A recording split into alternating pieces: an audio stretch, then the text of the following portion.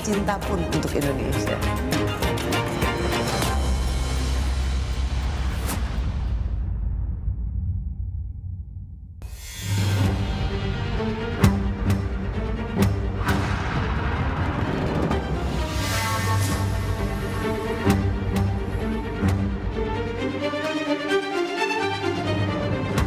Dalam waktu dekat akan kami kerjakan adalah 3 bulan ke depan kurang lagi akan meluncurkan rapor pemerintahan Prabowo Subianto dalam perspektif checks and balances yang kami lakukan.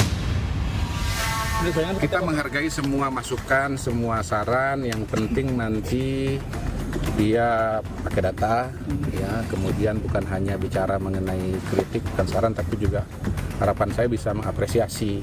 Jadi yang bagus diapresiasi, yang bagus juga diangkat, yang bagus juga dikomentarin, jangan hanya yang kurang-kurang. Ada privilege di bawah payung untuk mereka membangun Kopdes di seluruh desa di Indonesia. Padahal Indonesia memiliki lebih dari 131.000 koperasi yang sudah beroperasi, tetapi kenapa mereka selalu membangun hal yang baru, yang diragukan, yang mereka pun bingung sendiri dengan diri mereka.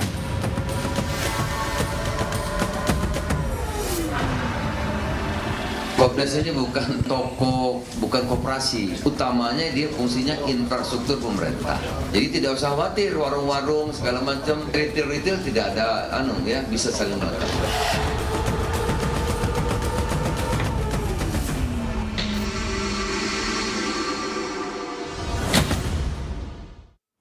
Selamat malam.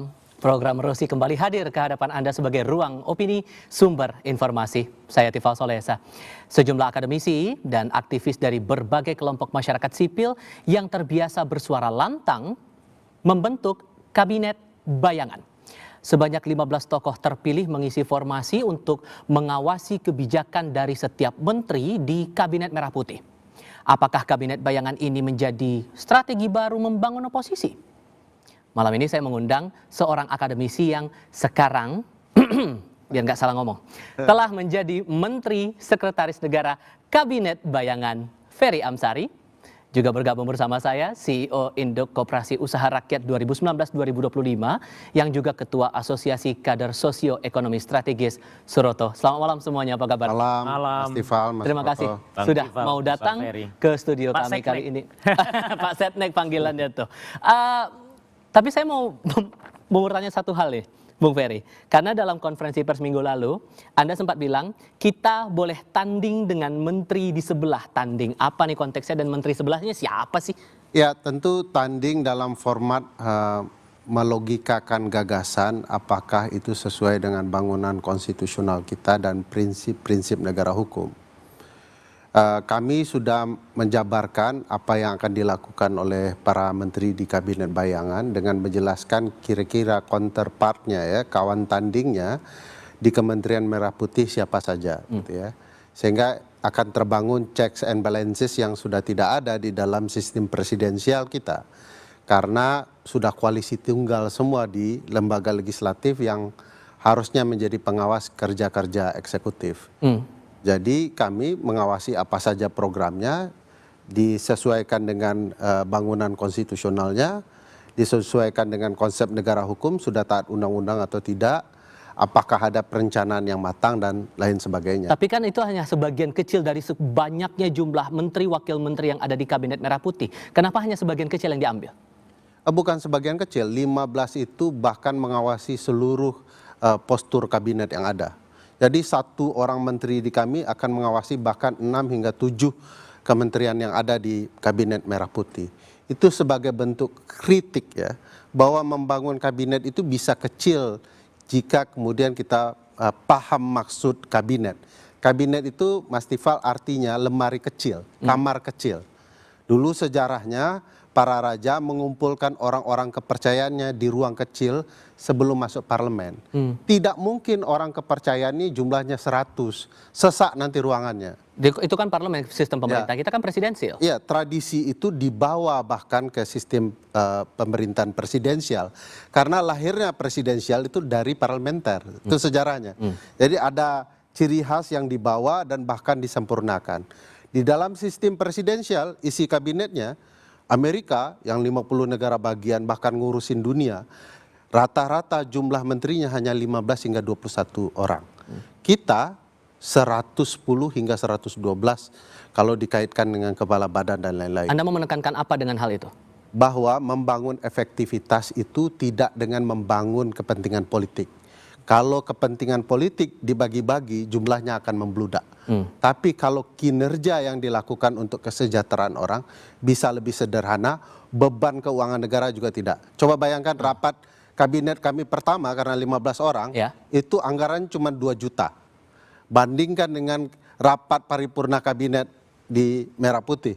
Jumlahnya saja penuh. Kapan diskusinya para menteri dengan presiden? Kalau kami ada diskusinya. Nah, tanggal 28 Juli Anda mengunggah di media sosial, Mas Roto, apresiasi Anda, tapi juga menantang kabinet bayangan ini. Jadi Anda lagi memuji, lagi menguji, atau apa sih konteksnya? Ya, ini kabinet bayangan ini kan menarik ya. Setahu saya kalau di luar negeri sih kabinet bayangan itu dibentuk dari positioningnya itu dari parlemen.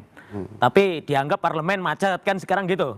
Teman-teman ini kan, nah ini menurut saya ini bukan kabinet bayangan yang seperti halnya di luar negeri, tapi ini mungkin semacam pressure group. Cuman mungkin supaya keren jadi harus ada di luar negeri mana contohnya, Mas Roto? Contohnya kalau ada di Kanada itu juga di sana ada kabinet bayangan, tapi itu dari Mas Roto belum baca yang di Perancis. Ya, konsep kabinet maksud saya bayangan begini, itu saya tidak hanya mau hanya di mengatakan parlemen. bahwa ini hanya semacam pressure group. Tunggu dulu. Dan pressure group ini sebetulnya juga dilakukan oleh siapapun. Dan ini penting sekali untuk kita tanggapi. Saya terus terang saya senang ada kawan kita yang ngaku sebagai seknek bayangan kan. Siapa tahu suatu saat akan terpilih sebagai seknek beneran gitu. Tapi kan, kalau kemudian men-challenge berarti ada hal yang disangsikan. Justru di situ mereka itu pressure group yang mereka ini mengatasnamakan sebuah kabinet bayangan seperti halnya biasanya di luar negeri seperti itu. Terus kemudian tapi mereka itu dipilih oleh siapa? Kan ini representasinya kan hanya representasi civil society. Apa bedanya sama LSM yang lain? Sama. Cuman ini seknek-seknekan, kementerianan itu supaya lebih mungkin fokus kepada policy-policy yang tadi kabin-kabin kecil kan gitu. Tapi menurut saya ini terlepas dari itu. Saya ingin menguji ini bagaimana perspektifnya terutama karena saya diundang ke sini kan sesinya adalah sesi menguji kebijakan tentang koperasi desa kelurahan Merah Putih ini.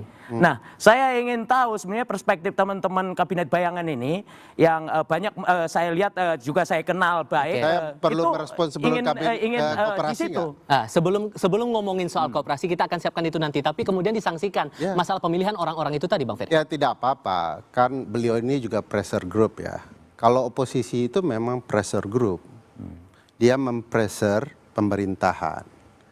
Nah karena beliau ini masih kurang bahan bacaannya, kalau di beberapa negara sudah berkembang sekarang. Konsep Westminster dengan kabinet bayangan itu sudah kemana-mana, terutama memang konsepnya di parlemen. Tapi ada perkembangan, misalnya dengan negara dengan sistem kuasi presidensial di Prancis. Tidak hanya shadow kabinet di dalam parlemen. Ya, nggak ada masalah. Mungkin dengar dulu, sabar supaya Anda paham bahwa di masyarakat secara informal juga dibentuk shadow kabinet ketika parlemen tidak lagi terbangun oposisi yang kuat. Sehingga suara publik tidak tersampaikan. Jadi sudah banyak perkembangan. Tapi presidennya siapa nih, Mas? Ya, jangan dari sana dulu, fokus dulu. Kita bicara soal shadow kabinet boleh nggak secara dilakukan oleh publik. Kalau Anda lebih jauh shadow kabinet itu yang saya tahu itu dibentuk di parlemen. Tapi ini kan hanya dari masyarakat civil society. Ini sebetulnya ya hanya pressure group seperti LSM biasa. Mas Roto tidak mendengar. Coba pasang di telinga. Satu, di Prancis ada yang di parlemen shadow kabinet. Formal shadow kabinet namanya. Diisi oleh kabinet oposisi dari partai minoritas di parlemen. Paham ya? Di luar itu ternyata ada shadow kabinet publik di luar parlemen. Itu tradisi baru ketika kegagalan oposisi bertanding dengan pemerintahan di parlemen. Jadi ada model baru. Kalau kita pakai referensi, sabar, jangan dipotong dulu. Supaya paham kita duduk persoalannya. Tradisi ketatanegaraan baru, politik ketatanegaraan baru itu lah yang kita bawa di sini. Kenapa? Karena kalau Mas Suroto cermat, dengan terbangunnya koalisi tunggal tidak lagi terjadi checks and balances yang baik. Saya ambil contoh percampuran yang terjadi. Wakil Ketua DPR datang ikut terlibat menyusun kabinet. Ya.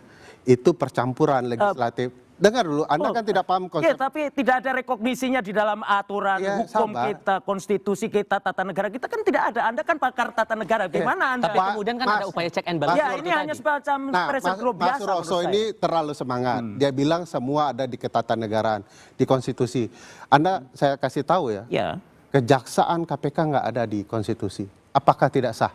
Loh, itu kan ada undang-undangnya. Nggak Ini kan ada. tidak dibentuk oleh undang-undang, Mas, Pak. setiap lembaga negara itu ciri khasnya disebut di konstitusi biasanya. Enggak, tapi ada diatur di undang-undang. Ini kan hanya enggak. pressure group, tidak diatur oleh undang-undang, tidak ada kewenangan yang diatur. Saya sebut ya, di undang-undang namanya partisipasi publik. Ya, tapi ini sebagai institusi kan dia Mana tidak institusi Nah, ini sekarang gini. partisipasi Oke. publik? Kalau Iya, gitu- makanya saya sebut LSM Gini, pressure makanya group Anda biasa, terlalu sama. semangat. Kalau gitu, Ya, Anda juga pressure group. Output Nggak check boleh. and balances apa Sama, sebetulnya? sama saya juga. Oke. Nggak apa-apa. Output check sama. and balances apa sebetulnya yang mau dibuat dari kabinet bayangan itu sebetulnya? Ini yang saya mau jelaskan. Karena masih menyaksikan. Ya, karena parlemen kan nggak mungkin koalisi tunggal. Semua program negara bahkan tanpa undang-undang.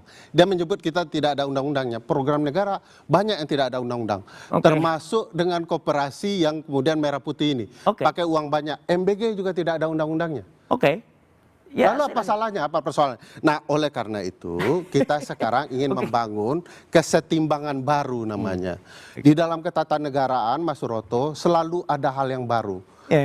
Negara itu sama sekali kalau mau dibaca, dulu presiden sistem kabinet itu nggak ada, semua dipimpin oleh raja tunggal. Oke. Nah sekarang ada perkembangan baru. Ya, dan ini Kita belum kelompok ini selesai. juga sebetulnya apa Bagaimana saya mau legitimasinya? menjelaskan? Ya, oke. Bagaimana saya bisa menjelaskan baik? Oke. Anda kan mengundang saya.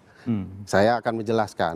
Karena tidak berjalan, ada koalisi tunggal, maka kita rakyat sebagai pemegang mandat berencanakan untuk menjadi kawan tanding. Oke. Oke, Untuk kawan mengoreksi. Ya, Ada maksud kawan tanding sehingga ini meyakinkan Istilah atau masih kawan tanding meragukan itu Anda? supaya apa? Kalau disebut lawan tanding terus kemudian membentuk kabinet ini membentuk presidensi, mungkin akan ditakuti kalau disebut makar dan Oke. sebagainya. Itu sudah. Ini ahli tata negara ini pasti ya tahu lah. Mas tek- Suroto, Pembahasan semacam ini Anda menuduh masih akan makar, kita makar lanjutkan. itu apa? Jelas Bukan masih panas. makarnya yang Kita jeda dulu. sekarang. Tetap di Kompas TV. Ketakutan Anda kalau disebut makar itu cuma